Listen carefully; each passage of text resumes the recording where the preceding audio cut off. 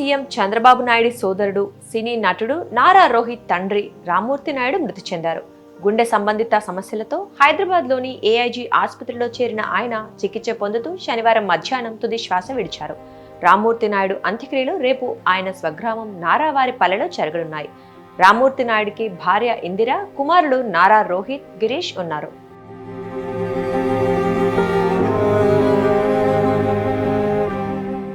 చిన్నాన్న ఆరోగ్య పరిస్థితి గురించి తెలుసుకున్న ఏపీ మంత్రి నారా లోకేష్ తన కార్యక్రమాలను రద్దు చేసుకుని ఇవాళ ఉదయమే హైదరాబాద్ చేరుకున్నారు.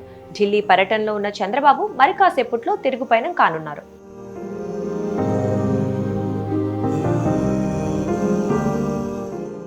తిరుపతి ఆర్ట్స్ కాలేజీలో డిగ్రీ పూర్తి చేసిన రామ్మూర్తి నాయుడు నాటకాలపై ఆసక్తితో స్నేహితులతో కలిసి తిరుపతిలో కళా పరిషత్ ఏర్పాటు చేసి నాటకాలు వేసేవారు.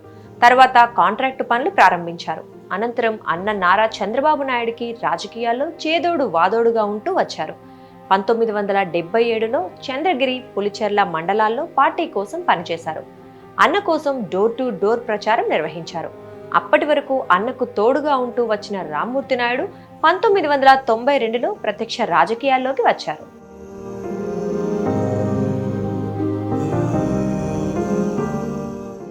1994లో తెలుగుదేశం పార్టీ తరపున అప్పటి కాంగ్రెస్ అభ్యర్థి గళ్ళా అరుణకుమార్పై పోటీ చేసి గెలుపొందారు. నియోజకవర్గంలో తనకంటూ ప్రత్యేక స్థానాన్ని ఏర్పరచుకున్నారు. 1996 నుంచి 98 వరకు రాష్ట్ర కబడ్డీ సంఘం చైర్మన్గా పనిచేశారు. 1996లో చంద్రగిరిలో రాష్ట్ర జాతీయ స్థాయి కబడ్డీ పోటీలు నిర్వహించారు.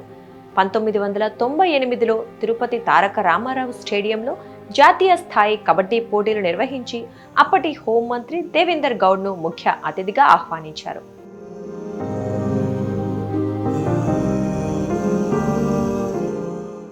1999 ఓటమి తర్వాత రామ్మూర్తి నాయుడు మానసిక క్షోభకు గురైనట్లు ఆయన సన్నిహితులు చెబుతుంటారు.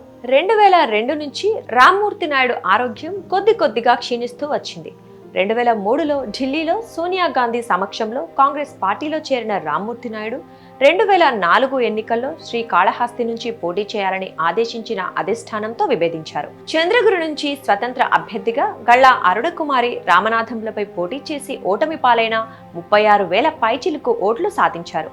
ఆ తర్వాత మళ్లీ ఆయన ఎన్నికల్లో పోటీ చేయలేదు. అనారోగ్యంతో ఇంటికే పరిమితమయ్యారు.